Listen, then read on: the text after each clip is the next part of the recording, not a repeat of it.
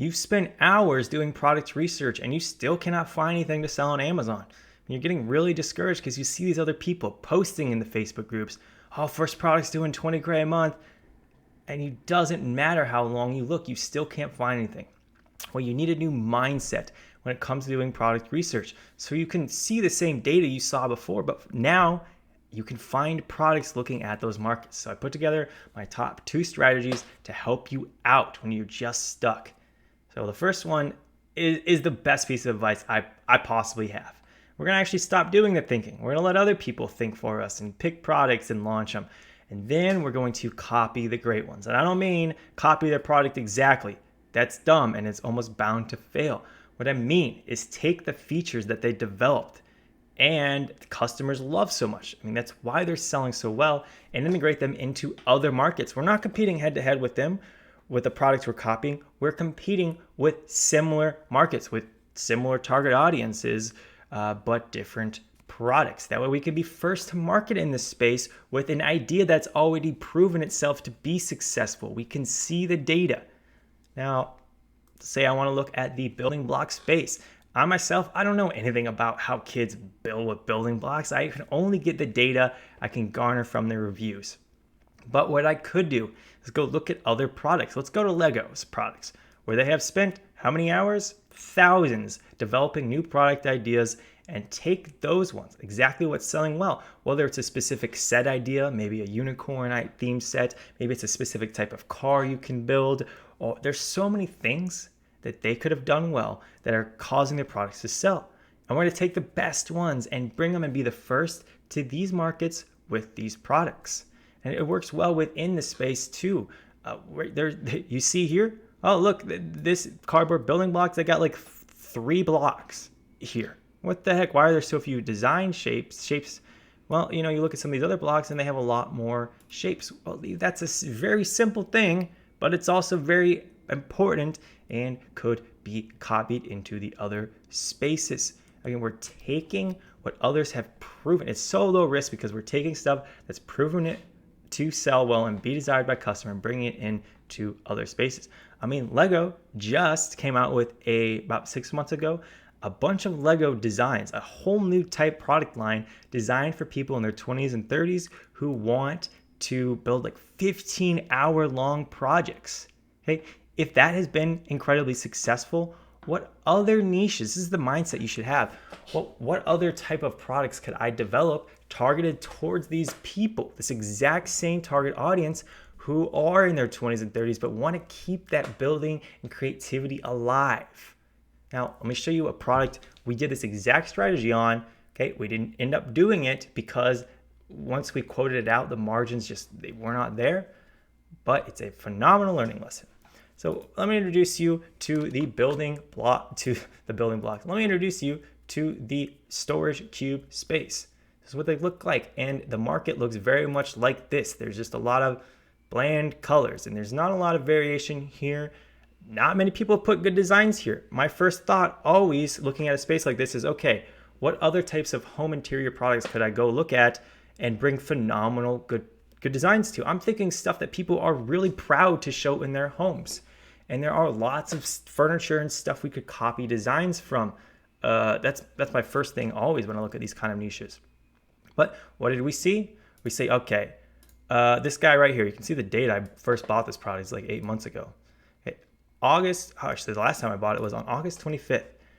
But you can see it's doing $60,000 a month.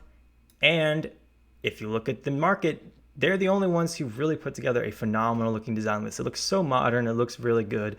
And the key is you read these reviews, everybody's raving about how much they love a design. That's like 75% of the reason people are buying this product, just the design.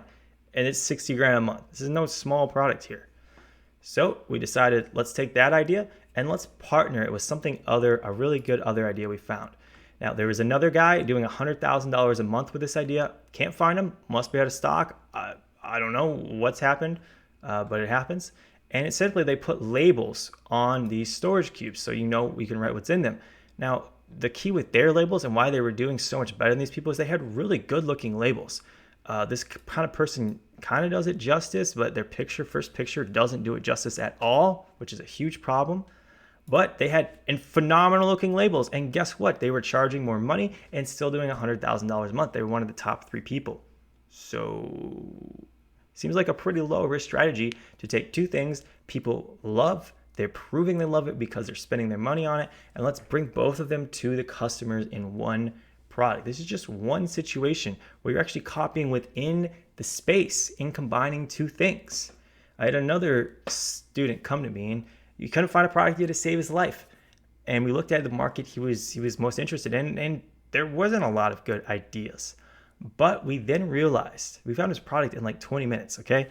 We realized that the much taller versions of said product, all of the good features that people loved about the regular versions of this, the regular sizes, almost none of them were integrated into the larger ones, which made absolutely no sense. Maybe they were just, maybe 15 grand a month was not enough for people, the big sellers in the main space, to care about the tall products. But for him, putting on these really desirable features into a 15K a month product might make it a 20, 25K a month product, and he can dominate the space. It was that simple. Copy what worked well here, bring it into the big products, boom. Yeah, fastest product. I mean, it's such a fast product to find for a student. This is the most powerful way to find products. So, well, let's take a look at the second one, because the second one is so powerful too, but it takes a different type of person. Okay, here we're simply going to be learning stuff from the products we use in our everyday life. I have 2 to 3 good ideas for a product every week at this point that I want to do. Now, a lot of them don't pan out because when you go to Amazon and look at them, there just isn't the market there. But this strategy here is so simple, okay? Examples. Why am I even talking? Let's just give you examples, right? I'm thinking about toasters 6 months ago. I say, wow, I remember when I always got yelled at by my mother because I'd stick a knife in here to get the bread out because it was too hot to touch. She always thought I was going to get electrocuted. Shocker, never happened. But I said, what happened if I take a pair of tongs, put a magnet on the damn thing, and then I magnet it to the side of a toaster? Very simple idea.